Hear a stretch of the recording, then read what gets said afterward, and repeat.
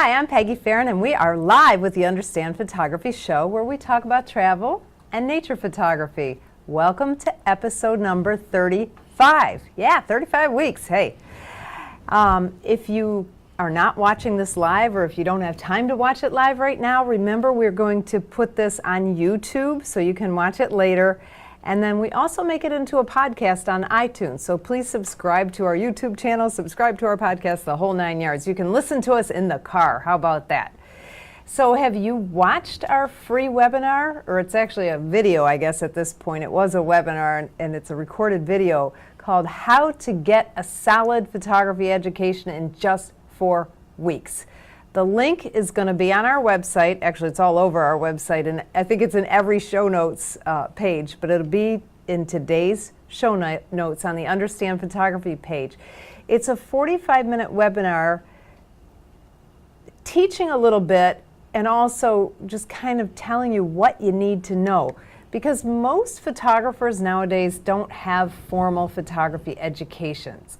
So they have huge gaps in their education. They might not know enough about flash or about composition, or, you know, a lot of people don't even understand the basics, the foundation of photography, which is shooting in the manual setting and really understanding exposure.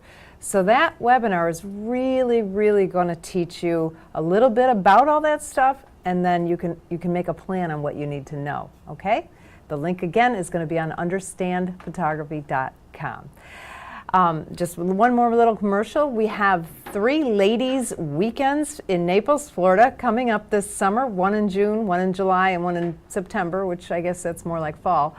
They're just a Friday, Saturday, and Sunday, limited to 3 ladies, and it's an intensive learning environment for beginner to intermediate photographers. It is an amazing time, so much fun. You'll be stretched, your creativity will be stretched, you'll come back, you'll leave that weekend so refreshed and excited about photography. So look on our website again, understandphotography.com, for the dates of the women's weekends. So my guest today is Joe Fitzpatrick of Understand Photography. My goodness. Now Joe and I are going to talk about mirrorless cameras today. I'm going to ask the question. Joe's going to say all the answers because he's the smart one of the two of us. Okay, so hi, Joe. Hi, Peggy. Good to be here. Thank you for being back on the show. A pleasure. 4th, 5th time? I think it's 5th. Wow. I think it's 5th, yeah. The most regular guest we have, just like Joan Rivers on The Tonight Show. Was that who it was? Yeah, one of them. So, all right, so let's start at the basics. Define what we mean by the term mirrorless camera. Okay, well, there's a lot of cameras without mirrors. I mean, Leicas don't have mirrors, your cell phone don't have a mirror. But today, what they commonly refer to as mirrorless cameras, or MILCs, is a compact, interchangeable lens camera that doesn't have the traditional mirror that a DSLR does.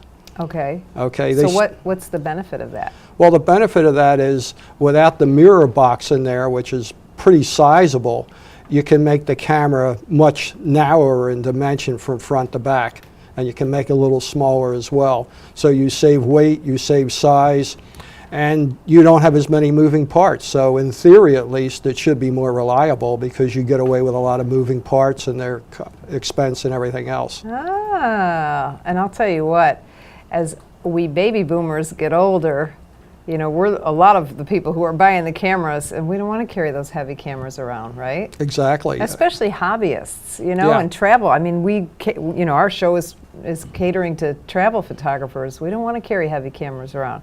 But it's so hard because the heavy cameras have the good lenses and everything. That's the trade-off. It's hard, but I'm seeing that on our workshops. More and more people that come to our workshops have the mirrorless cameras. Most of them are going for a combination of either full frame, the Sonys, or the MILCs, the Micro Four Thirds, the Panasonic and Olympus do. But they all seem to be looking for that little lighter weight. Because my lenses, for some reason, the longer I hike, the heavier they get. I'm with you, and the older I get, the heavier they get too. So now, you just kind of spewed off a bunch of stuff about Micro Four Thirds. So let's slow that down and go into detail, because we have different sensor sizes. Is that what we're talking about when you're talking Exactly, about? yeah, Okay. yeah. It started out, the first mirrorless cameras of this type, there was 4/3 format, which was jointly developed by Panasonic and Olympus. But that had a mirror in it still. It was a little smaller than it had a mirror. And then they Okay, got wait. So first, let's back up to DSLRs. Okay, so we have a full frame DSLR and a crop frame. All right, let's start with that.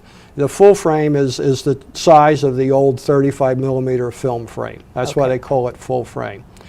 And then they have what they call APS-C, or crop cameras. Okay. They have a smaller sensor than the full frame. It's Okay. about 40% the size of a full frame sensor. Okay, so now these micro 4/3, they developed those with mirrored cameras. Originally, yeah. And that's smaller than Smaller, an yeah. APS-C. No, that's smaller than the APS-C.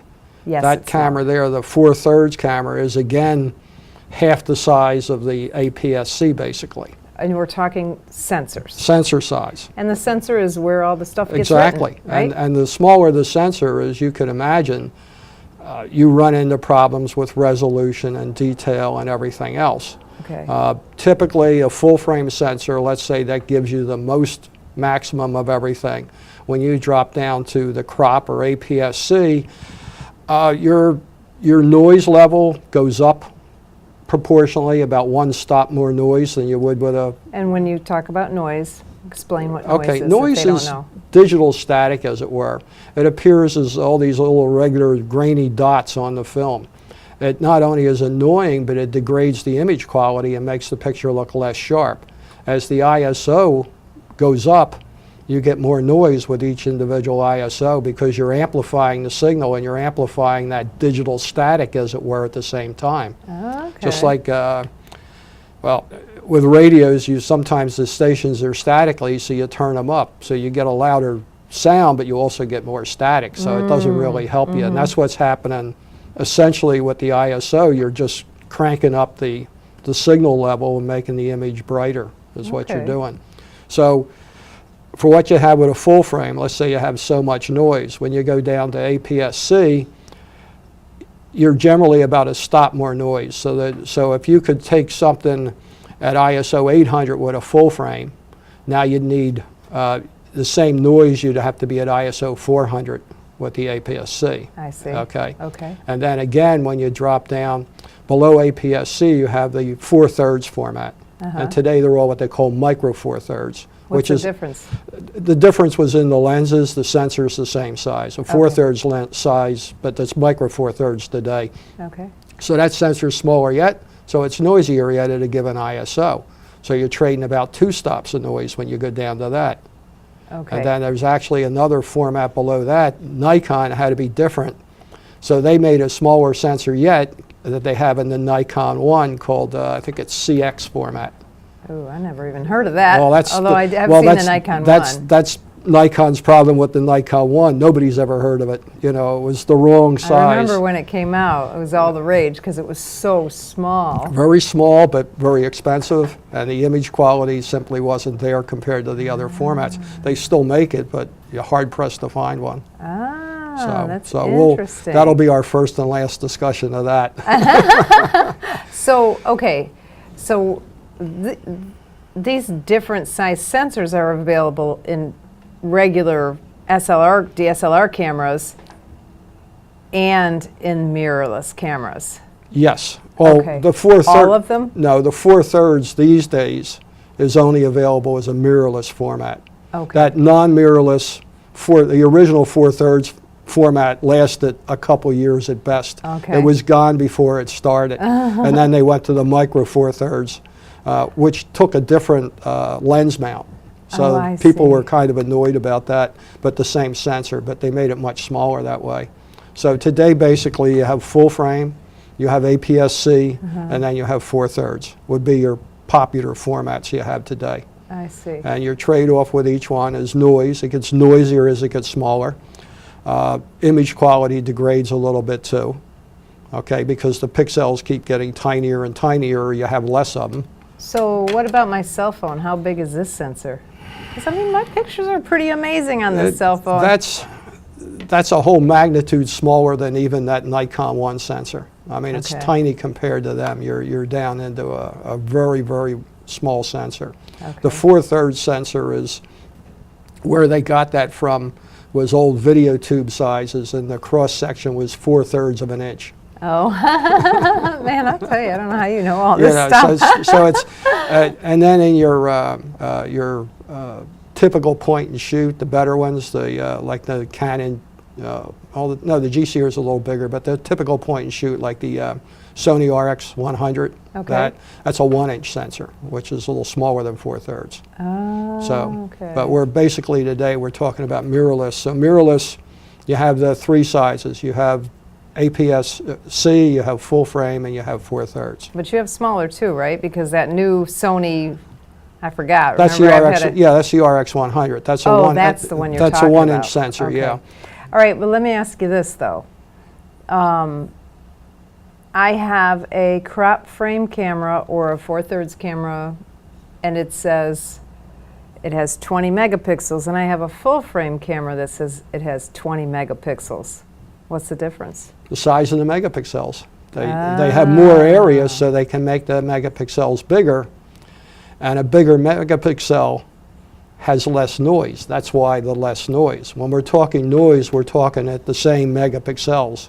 Say 24 in a full frame, 24 in a crop, or 24 in the 4/3, the noise is going to go up. You get less noise as you get bigger pixels. That's why there's a couple full frame cameras on the market.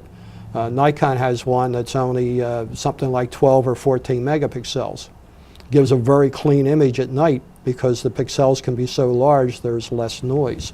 Because there's more light going into each little bucket. The pixels are buckets which hold light. Okay. So Okay. the noise is an issue, you know. That's one of the drawbacks of the smaller sensors. Okay, so what about, all right, so we talked about resolution. Mm-hmm. We talked about noise. What about depth of field? Now, we had a long conversation about this the other day. Yeah. And I got a nice chart I can show you later which might make it clearer for you. Is it something we can put on the website? I got it off a wiki, so I guess we could. Okay. Okay. Your depth of field at a given aperture, as the sensor gets smaller, the depth of field increases at the same aperture. So if you're at f8, let's say your depth of field on a full frame camera is 20 feet. So on an APS-C, it might be 16 feet or whatever. Actually, you know, it would go down like that, and then on a 4/3, it would be shorter, less, or more. It would go up. Goes up as you go down. So in other words, if you had 20 feet at full frame, you'd have, say, 40 feet at APS-C, and you'd have like 60 feet at 4/3 or something like Okay, that. and so- I'm just pulling numbers out. That's Right, not the way right. it works. But I mean, so that what that means to me as a photographer is I have a full frame camera, and right next to me somebody has a crop frame camera at 1.5, let's Right. say, to make the math easier. So I'm at f8, and my picture is, well, let's say I'm at f11, and my picture is very sharp because I want a great depth of field. He wants the same depth of field. He can be at f8 Correct. to get the same sharpness On a crop, yeah. frame. And he can be But at then the guy who's got the micro 4/3, he, to get the same depth of field, is going to be at what? 5.6. 5.6. So he's going to be a stop down even Yeah, more. exactly. So the problem with the smaller ones is you can't do the shallow depth of field. Exactly. You can do great depth of field, Yeah. but not shallow depth Yeah. of field. And that's where the issue usually is at the shallow end. People want a nice blurred background, beautiful bokeh blur, you know, in the background, and it's very difficult to get in comparison with a 4/3 camera or even APS-C. There's a stop difference, and that can make a big difference, you know. So that makes that does kill you. That's why. Remember when they first brought out video and the full frame, the 5Ds and that, and all these camera people, movie people jumped on it.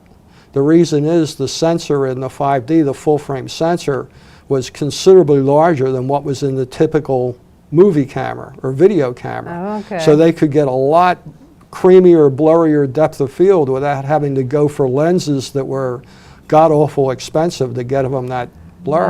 That was the big reason to go to the full frame cameras for a lot of stuff, was to get that background control. If I have the smallest, the micro four thirds, I can still get a shallow depth of field, but I'm gonna have to have a heavier lens, right? Yeah. And the point of that is to get and more expensive. I mean, you get a 1.2 lens, let's say, on a crop 4/3 camera.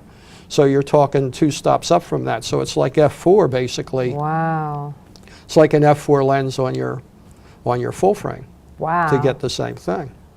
Yeah, that's a bummer. Huh? That's a bummer as far as background blur is concerned. Yeah. Okay, so let's talk about the difference between a DSLR full frame and a mirrorless full frame.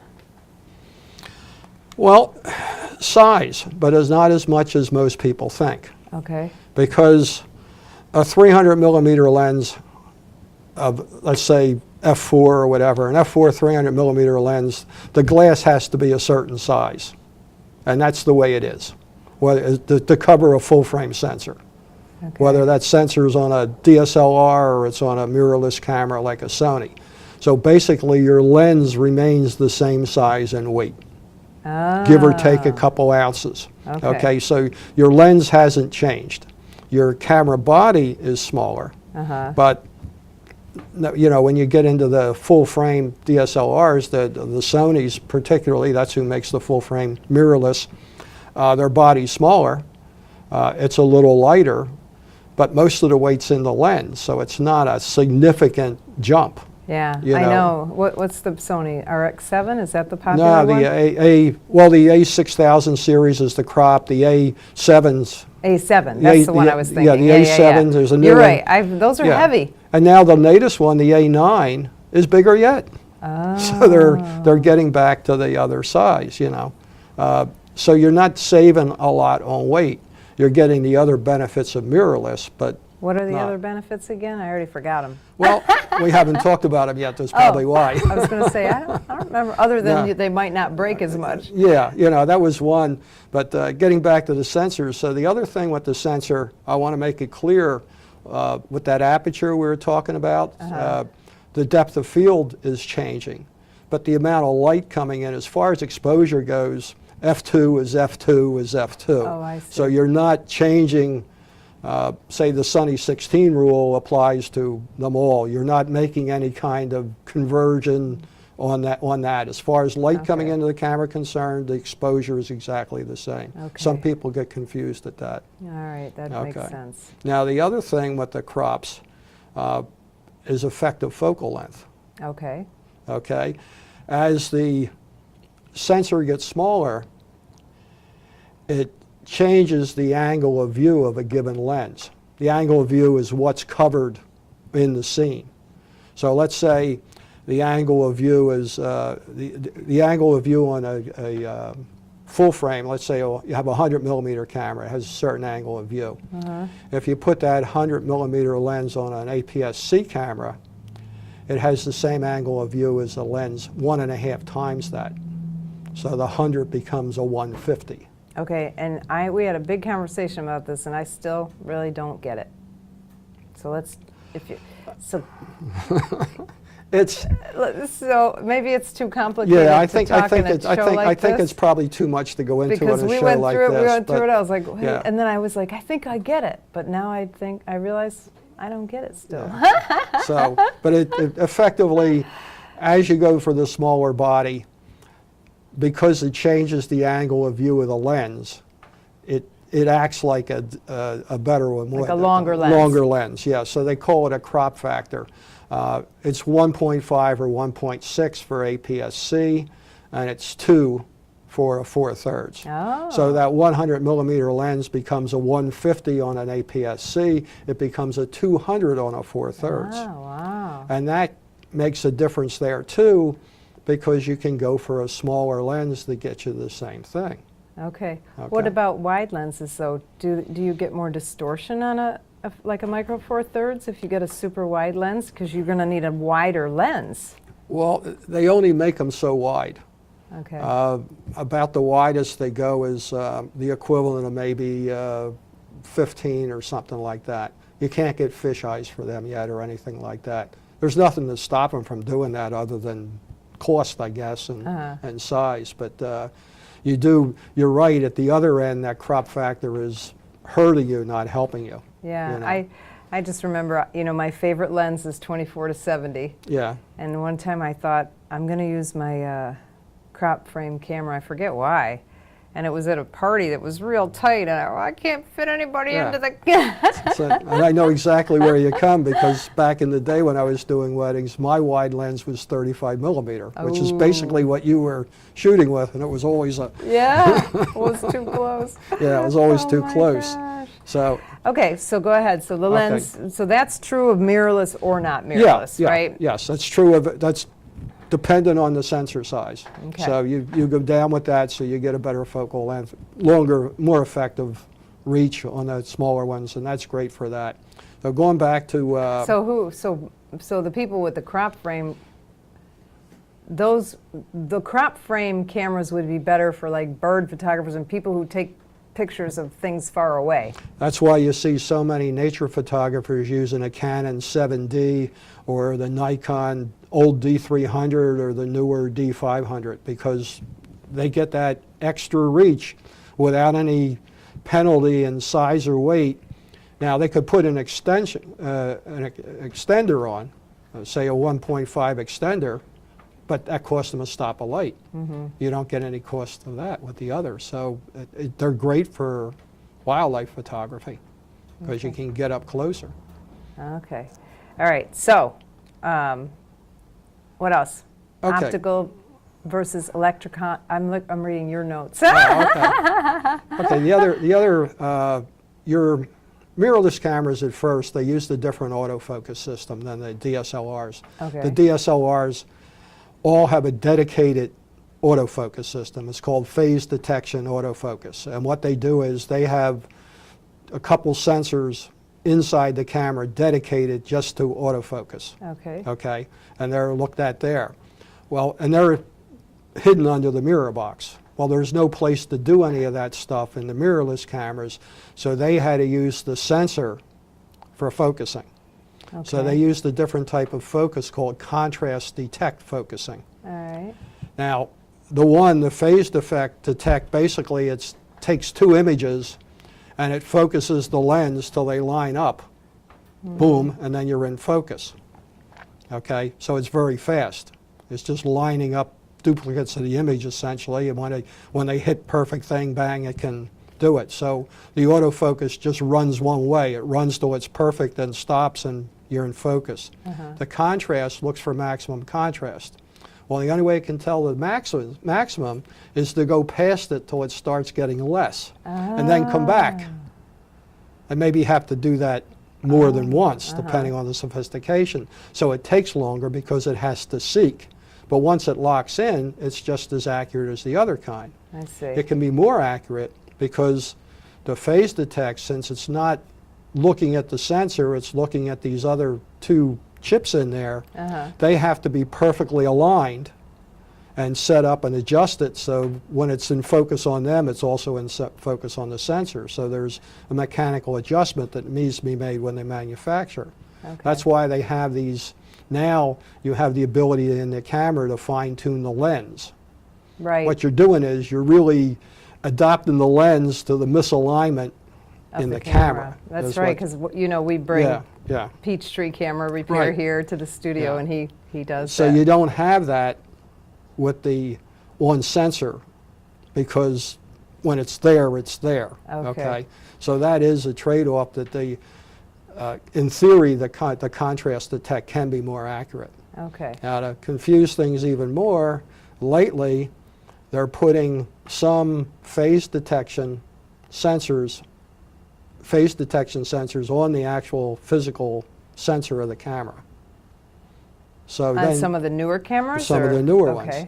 And Canon has what they call dual pixel technology, where almost every single pixel is also a phase detect sensor. Oh. So they can use almost the entire sensor instead of, having, where they talk about having 12 points or this points or that, they have 24 megapixel points Wow. on it.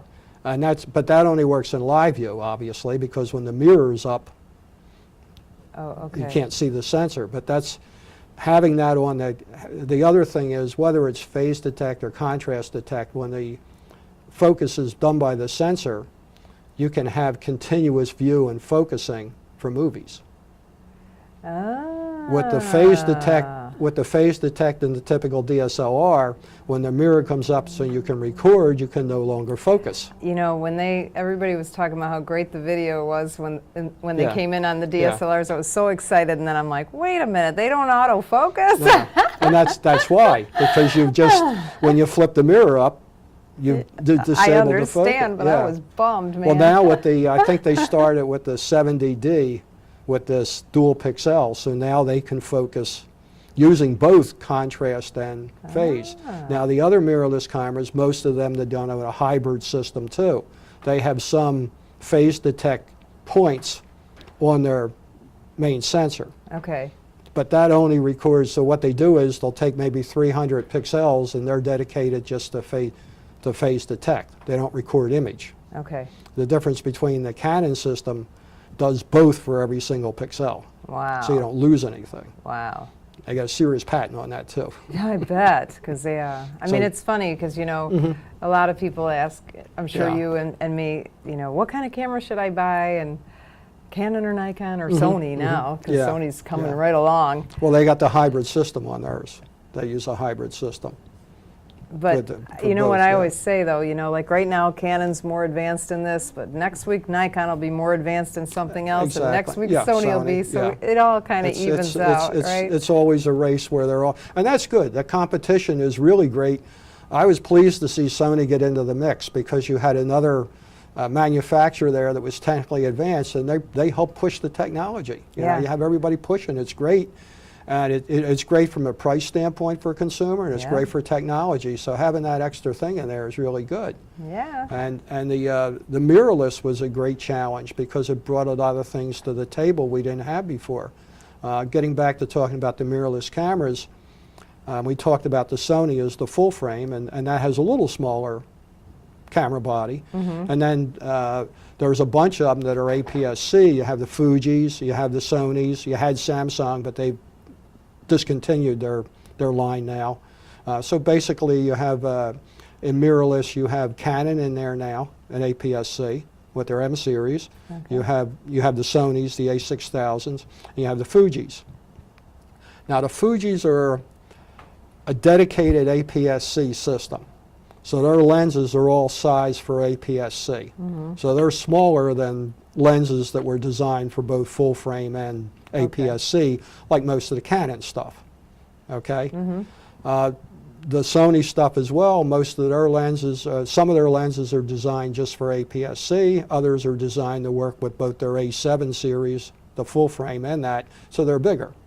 So depending on which lens you have on, you can save a little bit in both size of the body and size of the lens. Okay. Now the Fuji, you save a lot because all theirs are designed specifically for APS-C, so their lenses all tend to be smaller than the other manufacturers because the other manufacturers are making one for full frame both, end. right. So they tend to be smaller because of that. I'm not familiar with the Fujis at all. I don't know anybody nice. with a Fuji. And they have a different sensor technology too. They have a whole different sensor technology. They have their own sensor technology and everything else that's interesting. So they, I'll but tell you, it's, they try harder, I think, because I know when I first got into digital photography, I looked at it was between the Canon and the Fuji, and I decided to go with the Canon. And Yeah. the Fuji did well for a while, but then it sort of went away, Well, and then they're- it comes back, and then it, their mirrorless are really nice. You know, they're a niche product because they don't have a big system and there's not a lot of things from third-party makers that work with them. So, but their glass is great and they've always had a good reputation. yeah. So that's basically your APS-C, and then you go down to Micro Four Thirds. And that's, these days, it's Panasonic and Olympus. Okay. There's a couple little strange manufacturers over in China that also make them, but you don't even see them imported here. So for all intents and purposes, it's Panasonic and Olympus. Their cameras, since it's a dedicated small system, the bodies are small and the lenses are very small. Okay. Plus remember that lens, because it's a 2x factor, they make a 1 to 400 lens, and it's like having a 200 to 800 Wow. lens. So you think of the size. I know you got a Sigma 150 to 600, and you know how big that is. Big. Yeah. Well, the one that the Olympus has, that 100 to 400, is, I mean, it's tiny. It's just smaller than. It's about the size of my 55 250. Okay, And- I know that size. Okay, yeah, it's about that size, and it's an 800 millimeter effective Wow. angle of view. So they can really get small with the Now Olympus and those the are usually Panasonic. attached lenses on the Micro Four Thirds. No, it's remember They're still- when we're talking about or only mirrorless. talk about- Remember when at first we designed mirrorless. The mirrorless cameras are MILCs, mirrorless interchangeable lens Oh, camera. I see. I'm sorry. Okay. You're right. The other thing is when they Because first there are came, mirrorless cameras, though. I have one right here. Yeah, my Okay. LX100 is a 4/3 format camera, or almost 4/3 format But it's camera. not a milk. It's not a milk. The other, that was a battle. A lot of the DSLR people didn't like mirrorless, so they were looking for the term to use, the MILC or D. So they suggested, since they all have electronic viewfinders, EVIL, electronic viewfinder interchangeable lens. Evil. I love it. But it didn't take. I thought it was funny though. Oh my gosh. And that brings up the other big thing about mirrorless. Since there's no mirror, there's no optical path through the lens to your eye. Okay. So you don't have an optical viewfinder. The viewfinder is electronic, Okay. okay, and that's on all mirrorless cameras have electronic viewfinders. Is The that exception- bad or is that well, good? it depends on who you ask. Okay, because I know That's- one of the things that I know that a lot of the beginners like is when you change this, because here I'm trying to teach people Mm-hmm. Yeah. to shoot in manual so they understand what's going on, and they love it because when they change something, they can see the difference, the Mm-hmm. Yeah. lighting difference when There's- they change their aperture or whatever. Yeah, there's a lot to be said for the electronic viewfinders, especially the early ones were terrible. I mean, resolution-wise and everything, they were really bad, but they've gotten better and better and better. It's still not the crisp view you get through an optical viewfinder. Okay. It's never going to be. But it is good, and like you say, you have the ability to throw other information superimpose on it. And that can be a problem too. You can put a histogram on there, you can put this on there and that on there, but you have all this stuff on there, you can no longer see the picture to compose. Yeah. When I first got the LX100, I said, it'd be nice to have a histogram, let me see, and it took up a quarter of the screen, so that immediately went off. They do have a couple other tricks up their sleeve. You know how you have the blinkies on a DSLR, where when you're looking at the LCD after you take a picture and you can set it up so overexposed areas blink, so Right. you know they're overexposed. They have something similar, and that happens after the fact. With an electronic viewfinder, you can do something similar before the shot. Oh. And usually what they do is they give you some kind of crosshatch pattern, okay, and you can see that pattern, and wherever that pattern is, they're overexposed areas. Okay, before you take the Before picture, you so take you the can shot. stop So yourself you from can, making that you mistake. can change your shutter speed or aperture or whatever till you see them go away, and then you no longer have anything Yeah. overexposed. Have the same thing with focus.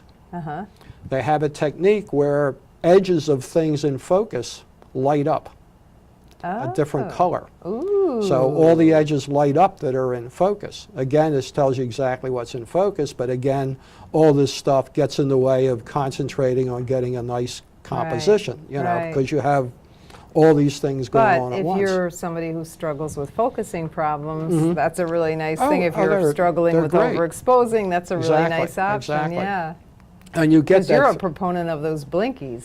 I like that after the fact, so I Yeah. can see. I do a lot of bird photography, and white birds especially here in Florida, and you really have to watch it, especially if you're backlit, that you don't blow out the feather detail on the back of the bird. Right. And it's tough to see when you have, so the blinkies do help you to that as well as a histogram. Yeah. And using a mirrorless with these things, you can see right away, and you can make an adjustment for that That is too. pretty cool. So it's nice. The thing there is sometimes you can get too dependent on that and you're not really paying attention to what's going on. You're not learning photography, you're just turning the dial and doing it, you know what I mean? Well, Which that's becoming more and more evident. I'm so surprised But I guess it's the way it's going because, I mean, I know some people who are amazing photographers, and you start talking to them, and they really don't know very much about photography. Yeah, no, because they can, they can turn the dials so everything looks good and take the picture. Yeah. But from an artistic standpoint, though, that's nice because you can concentrate. If you can see the picture in back of all this information, you can get a nice picture. Right. But that's nice. Now that's the eye level, and then you can get the same thing on the LCD on the back of the camera. Oh, okay. Actually, some early mirrorless didn't have electronic eye level viewfinders, or there were an option, an extra cost option, like on the early Olympus pens. That was an extra cost option. You used the one on the back. And being here in Florida, you know how great the back LCD is out in the great sunlight. You can't see a thing. So, so they've gotten away from that. They may make, even the first Canon one was that, but now they've all gone to at least some that have, or most that have eye-level electronic viewfinders. So that's real nice. Okay. Now your DSLRs do have an LCD on the back that when you change it, at least on the Canons, it darkens or lightens to see what the scene is that you're getting.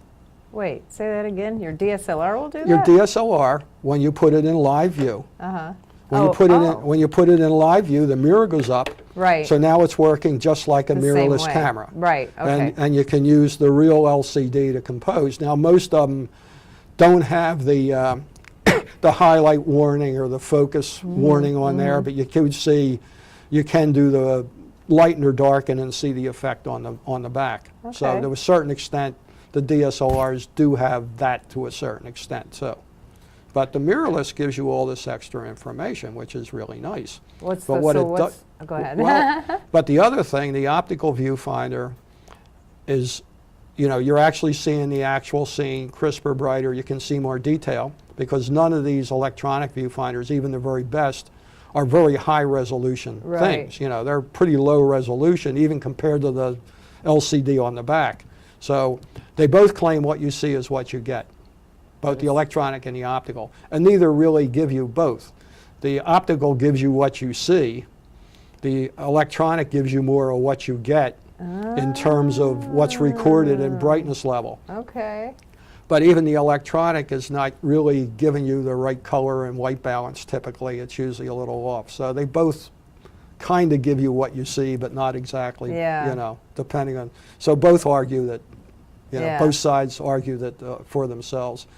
Optical's nice, but you don't have the extra information. But if you don't need that information, but it's nice to have. I like it on my little Panasonic. I like having some of that information on there, especially the exposure warning. And on my other ones, I like having that bright optical viewfinder to look through when I'm doing something. Okay.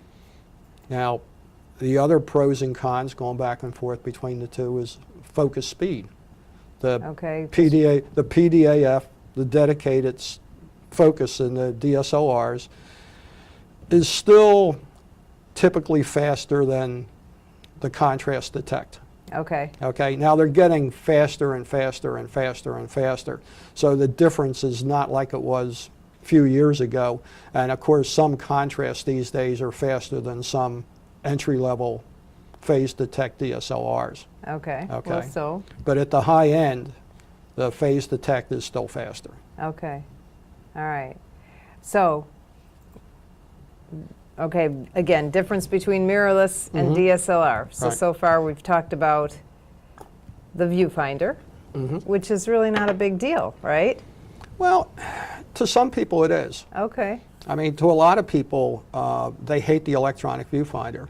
Yeah, They like I have a hard time getting used to it. I don't know, they like the more depth of an optical viewfinder. They don't like looking at basically a little tiny TV screen of low resolution.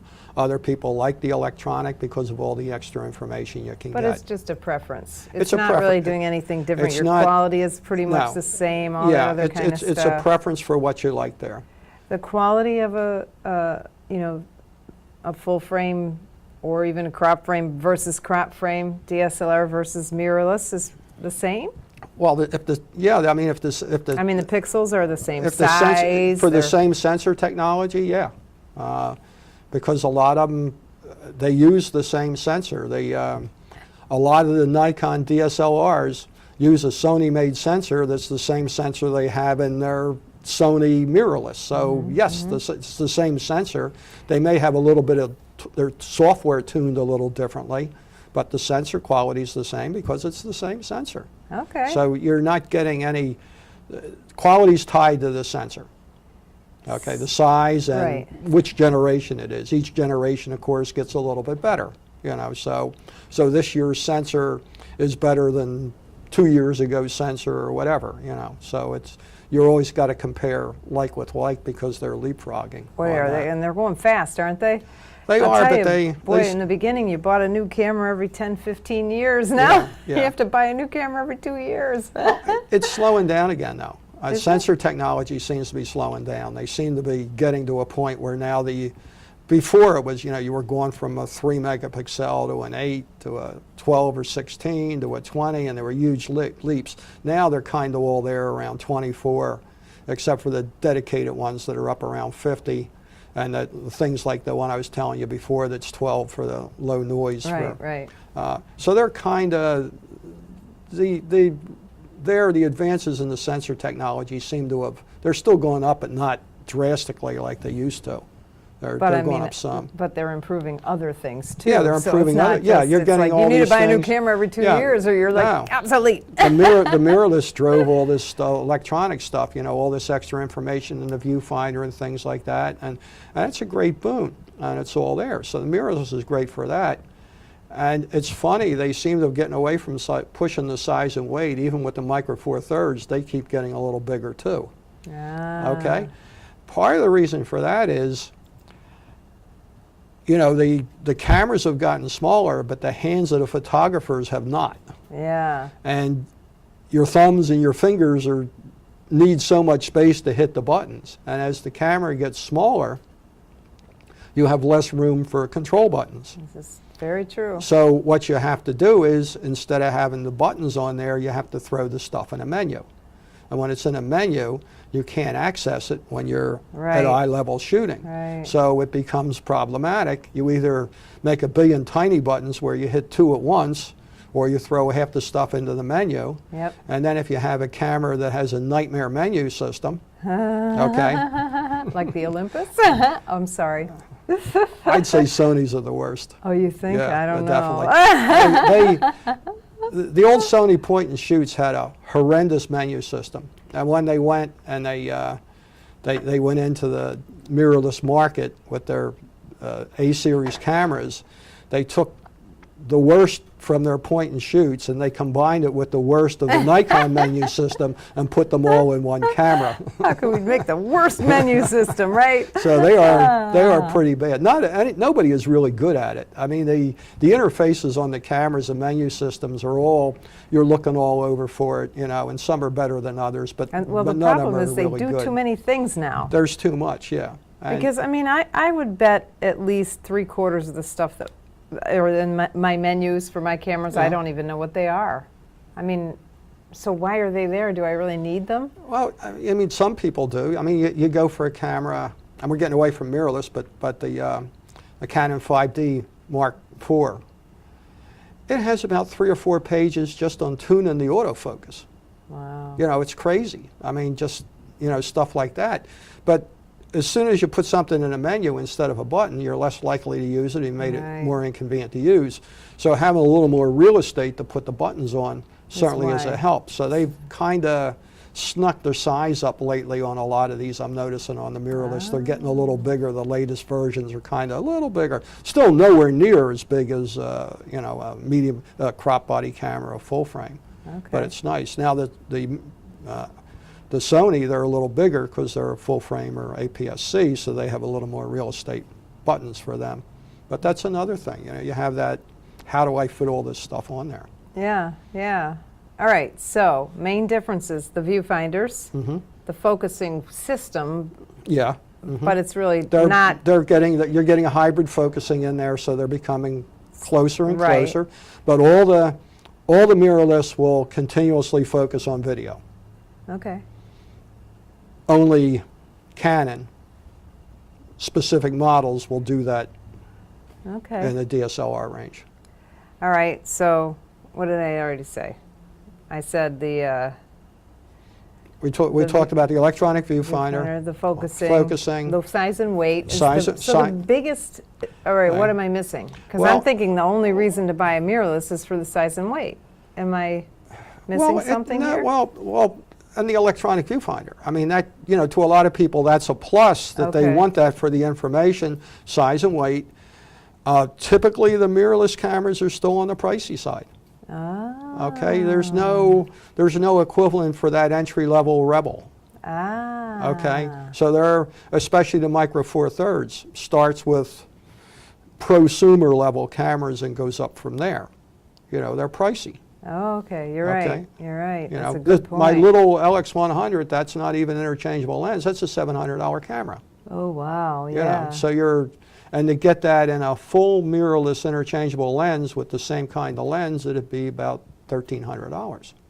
So you're getting up there pretty fast in that. Okay. Okay. So it moves up.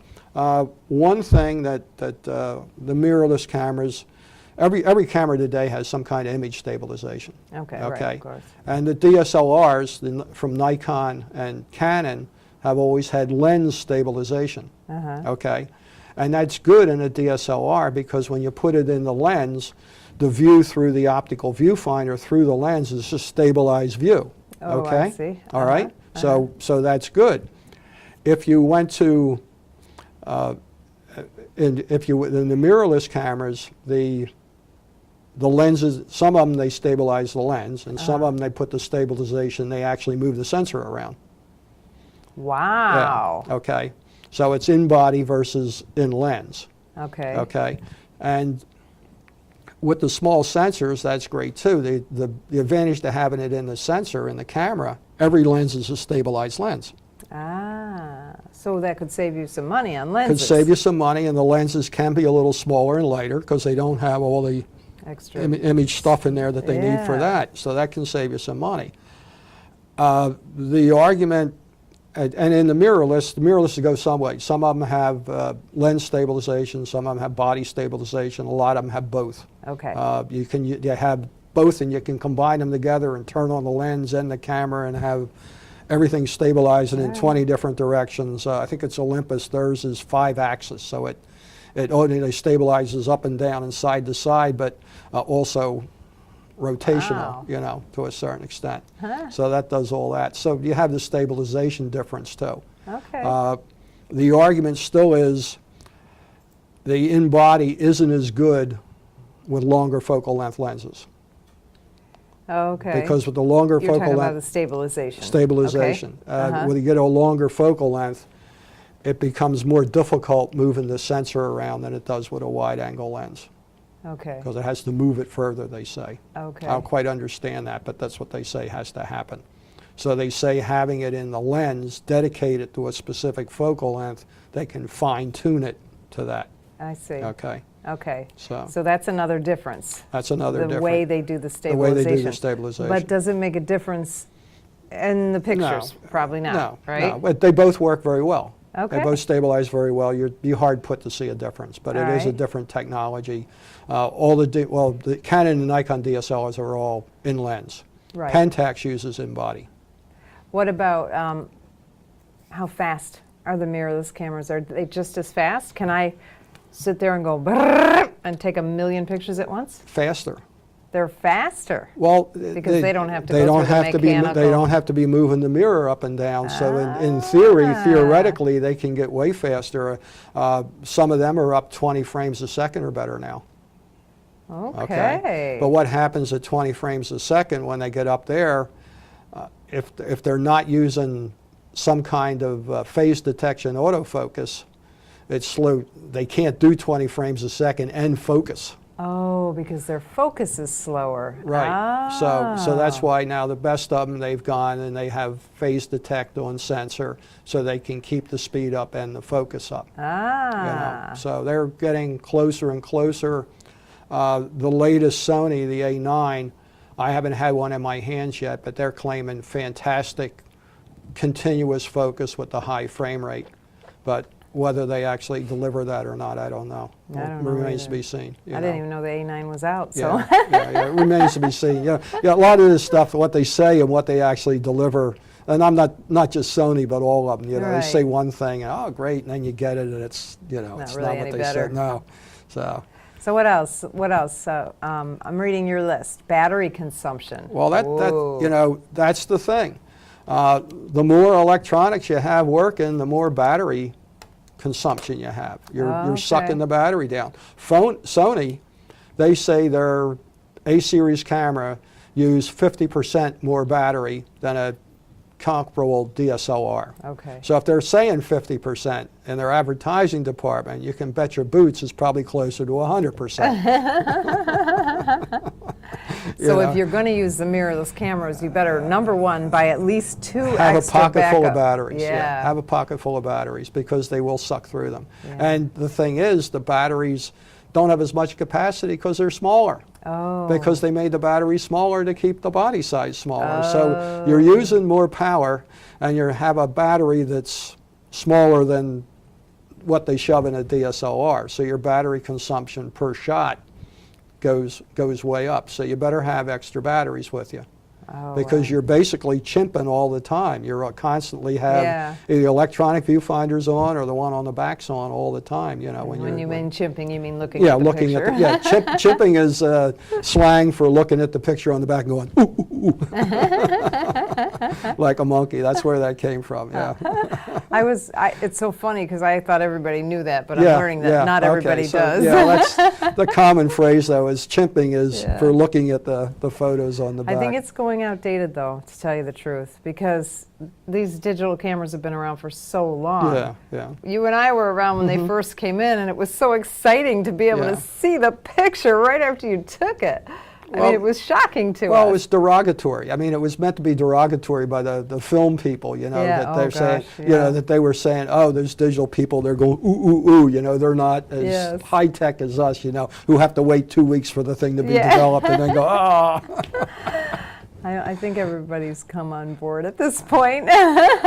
Some of them have gone back. Well, you had a guest on a while back that he went back to medium format film, right? think you I did. don't remember, to tell you the truth, but I definitely know people who love to shoot Or with maybe film. that's an upcoming episode. Spencer?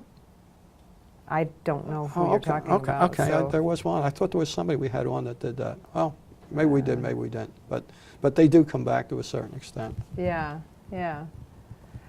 What else? Lens and accessory availability.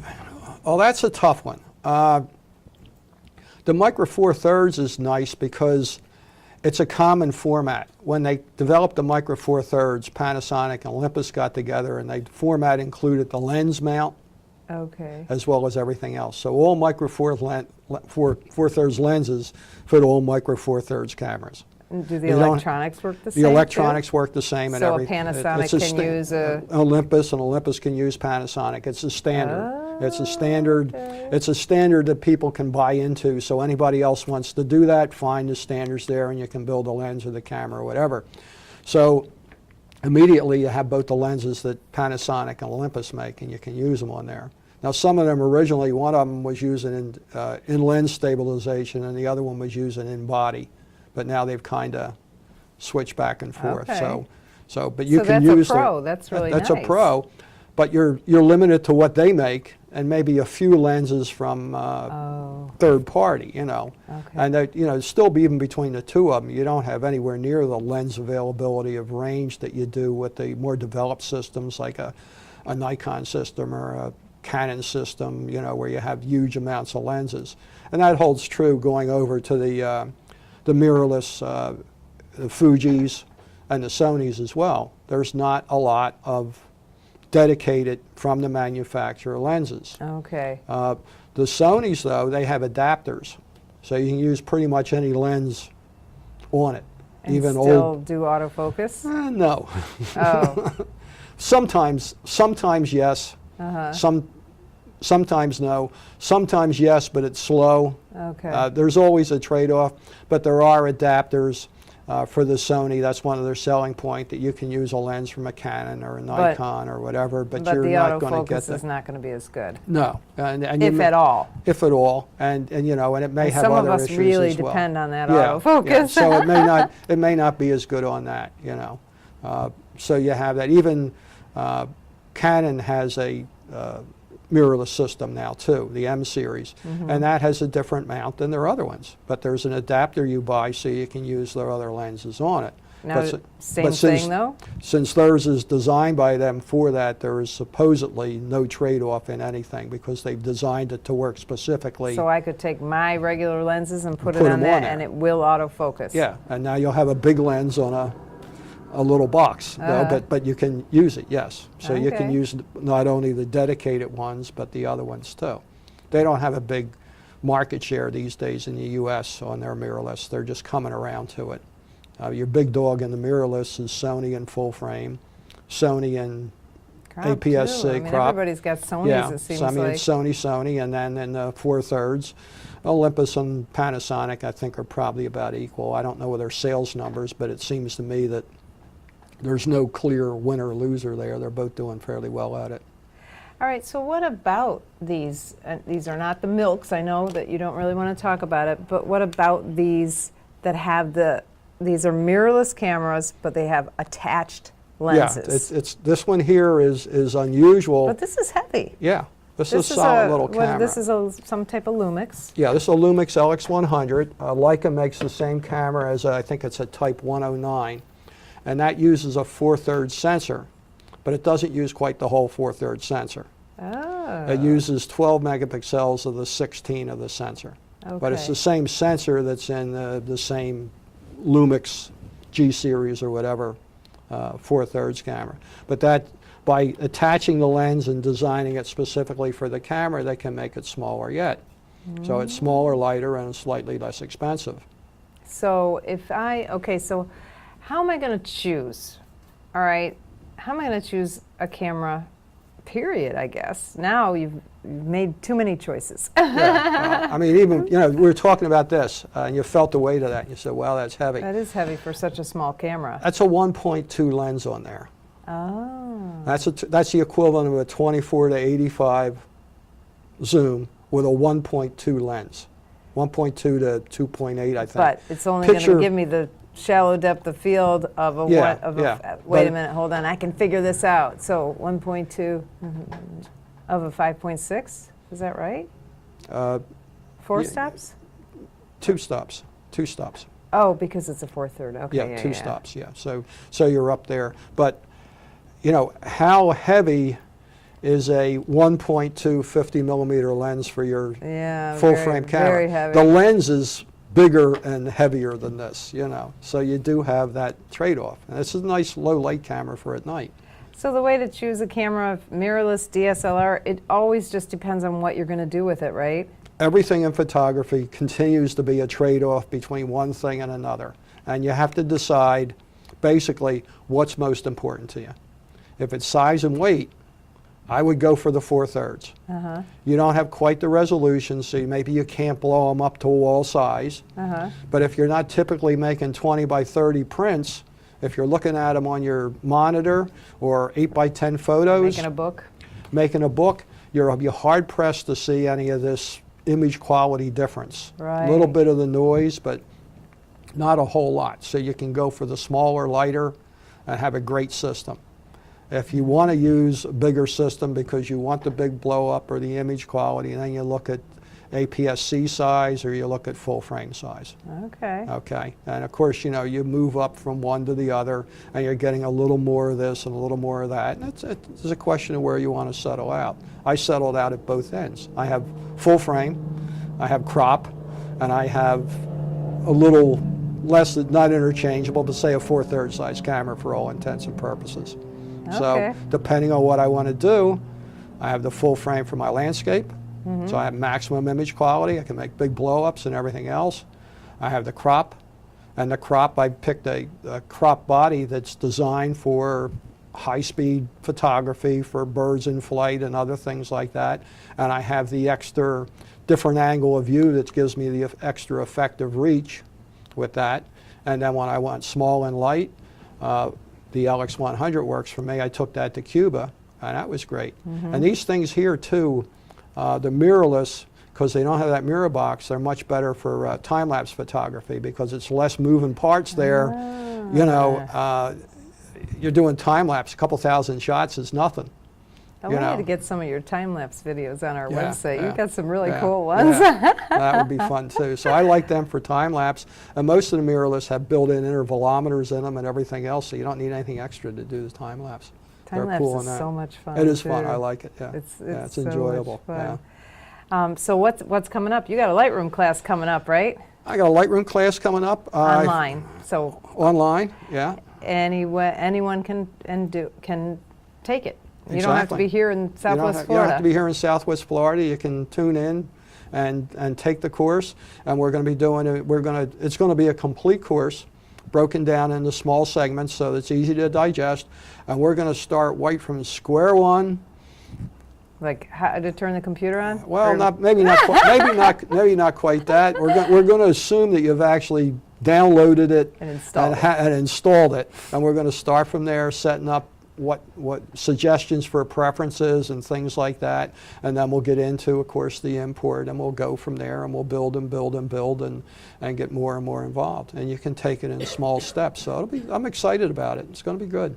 So that's next week, knocking on wood.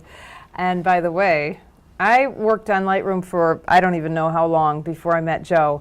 And until I met Joe, I hated Lightroom. But the first thing that he did was he changed, well, he didn't, he taught me how to change because he's a good teacher. He's very technical, like this was a technical show, but he simplifies when he teaches, believe me. But anyway, my Lightroom was set up for the defaults, and as soon as he said, change this default, whatever defaults he had me change, oh my gosh, everything got easier. I could find things. Yeah. I kept losing. Where are my pictures? I can't find them, but now I can find them. So I know where things are now. There you go. And well, of course, it's been a long time. So thank you for being on the show. Oh, it was great to be here again. Yay. And probably Joe's going to be on more this summer. We're kind of hashing out what we're going to do with the summer because we don't have as many people coming to Southwest Florida in the summer. I don't know why. It's so beautiful here with rain and heat. Anyway, Great and thunderstorms. mosquitoes. Great thunderclouds, though. Yeah, all you lightning photographers should be down here in the summer. Anyway, so just, keep up with us. We have a newsletter that we send out only once a month. So if you haven't subscribed to our newsletter, please do. You can subscribe pretty much anywhere on our website, on our Facebook group, or not group, but page. And so you'll get the newsletter, or just keep up with us on Facebook. We are pretty active on Facebook, a little active on Twitter, a little active on Instagram, but more so on Facebook. That seems to be the easier thing for me. And remember, we are going to have all of these show notes on understandphotography.com, as well as the YouTube video and the podcast as well. So while you're on our website, look around. We have got hundreds of articles in there. And most of them are teaching articles. There's some about business. There's some about, portrait photography, wedding photography, landscape, macro. There's all kinds of good stuff in there. In fact, a lot of the questions I get asked over and over and over again, and now I'm sending them the links here. I've got a whole description on this. And remember, our motto is we simplify the technical. So those articles are really easy to understand. So next week on the Understand Photography Show, my guest will be Gary Farber of Hunt's Photo and Video, and we're going to talk about photography trends and what's hot right now and things like that. So tune in here to the Understand Photography Facebook page at 4 p.m. Eastern Time next Friday to watch the interview live, or you can watch the recordings again on YouTube. The Understand Photography Show. I'm Peggy Farren. Thank you for watching episode number 35. We'll see you next week.